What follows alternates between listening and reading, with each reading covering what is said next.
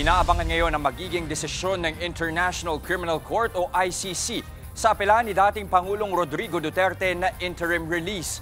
At naroon live mula sa The Hague, Netherlands, si News 5 anchor Ruth Cabal. Ruth, ano nang update dyan?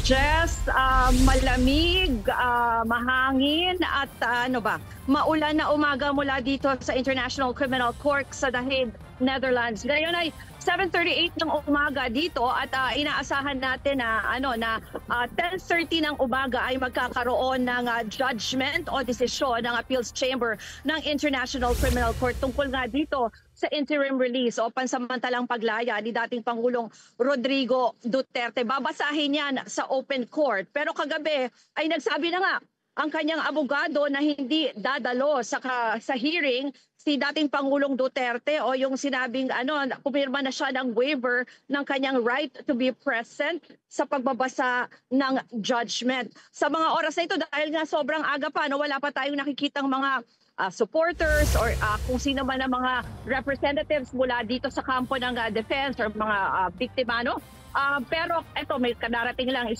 nakita ko isang taga-media dito, foreign media, at kanina nakita ko na rin yung mga security. Medyo tinanong nga tayo kung ano daw ginagawa natin at kung taga saan tayo, at nagpaliwanag naman ako na taga-media tayo at tayo ay magko-cover nga nitong hearing mamaya. Kung titignan natin yung abiso ng International Criminal Court, 10:30 a.m. gagawin sa open court, yung pagbasa, isa sa publiko yan.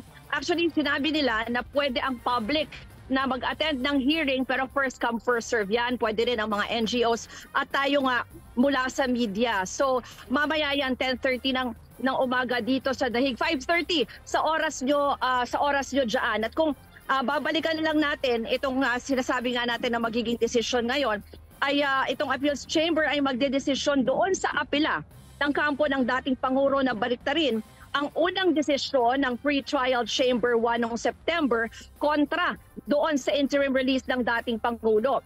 Ayon kay ICC accredited lawyer Gilbert Andres, ang pwedeng mangyari dyan ay pwedeng i-affirm yung desisyon, pwedeng baliktarin sa hilingan ng kampo ni Duterte, or pwede rin daw na amyandahan lang yung naunang desisyon ng Pre-Trial Chamber 1 against the interim release. O mapila noon ang kampo ni Duterte dahil ayon sa kanila, nagkamali ang Pre-Trial Chamber 1 nang sabihin nila na dapat manatiling nakadetain ang dating Pangulo. Sabi kasi ng Pre-Trial Chamber 1, necessary ang continued detention para una, matiyak na dadalo siya sa mga proceedings. Pangalawa, hindi ma-obstruct o ma-impluensyahan ang proceedings. Halimbawa, hindi malagay sa alanganin o ma-endanger ang buhay ng mga biktima at mga testigo. At panghuli, pangatlo, ay para matiyak na hindi na makakagawa ulit ng krimen. Sabi pa noon ng depensa, hindi naman daw nagpakita ng humanitarian considerations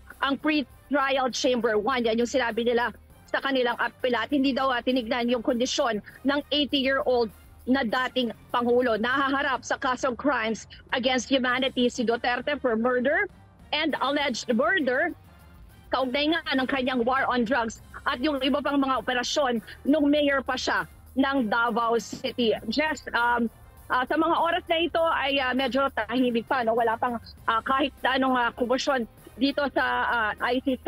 Nandito tayo sa harap kasi mamaya dito rin tayo papasok sa kanilang main entrance para makapag-cover doon sa loob ng hearing. Ilalive stream po yung hearing sa ICC website, sa YouTube at sa kanilang Facebook Live. Jess. Ruth, katulad nga na nabanggit mo kanina, wala pang tao dyan sa paligid mo. Mamaya pa natin malalaman kung sino ba yung magiging mga representante ng mga Duterte o di kaya ng kampo ng mga Duterte. Pero gusto ko lang din malaman, Ruth, ano ba yung posibleng maging impact nitong hearing, ano man na maging desisyon ng ICC, ng Appeals Chamber, posibleng nito maging impact sa pag-usad ng kaso laban sa dating Pangulo? Just ibibigay ko lang sagot sa iyo yung mga previous interviews natin dyan sa TV5, sa One News, dito sa mga halimbawa. Doon kay ICC Counsel, si Attorney Assistant Counsel, si Attorney Cristina Conti. Ako medyo lumalakas yung ulan. Ang sinabi niya ay parang yung eksena naman daw ay parang magiging, parang walang epekto kasi parang, kumbaga, bail lang daw sa korte natin. No? Parang ganun yung mangyayari. So, uusad pa rin yung kaso. Pero doon naman sa isang interview kay Attorney Gilbert Andres, itong ICC accredited lawyer, sa One News ata niya yung interview niya, sinabi niya parang baka patay na daw yung kaso kasi ang sinasabi niyang issue dito kung magkaroon ng interim release, ito na rin yung binanggit ng pre-trial chamber, no, na baka ma-influensyahan at dahil nga may power pa yung ilang mga miyembro rin, Vice President Sara Duterte at ilan pang miyembro ng Duterte family, posibleng ma-influensyahan. At yung isa nilang sinasabi ay yung hindi sila nag-elaborate pero yung posibleng mga threats or parang baka magkaroon ng intimidation doon sa mga biktima or doon sa mga pamilya ng biktima or doon sa mga posibleng witnesses. Lalo na, meron na kasing in-identify na witnesses. So, required na ibigay sa defense kung ano yung magiging, kung sino yung posibleng witness ng prosecution halimbawa. So, meron na rin silang info. So, yan ang sinasabi ng mga kampo, ng mga abogado ng biktima. Medyo magkaiba sila ng although si Attorney Conti, sinasabi niya, uusad pa naman din kung sakali. Kasi may confirmation of hearing pa ng confirmation of charges. Oo. Eto, Ruth, Pre-trial pa lang naman ito, pre-trial. Oo, pero Ruth, huling tanong na lang, meron ba tayong inaasahan na representante naman mula doon sa kampo ng mga biktima? Ang pagkakalam ko kasi may info tayo na may contact, may binibigay na contact from the side of the victims and nahaharap dito mamaya. So i-confirm natin yan, i-verify natin yan. Pero doon naman sa panig ni Pangulong Duterte, yung binanggit ko kanina, di ba, nag-waive na siya ng kanyang right to appear.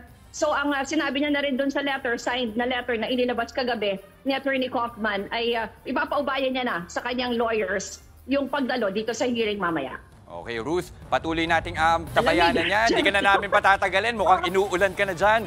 Yan po ang Express Report ni News 5 anchor Ruth Cabal mula sa The Hague, Netherlands.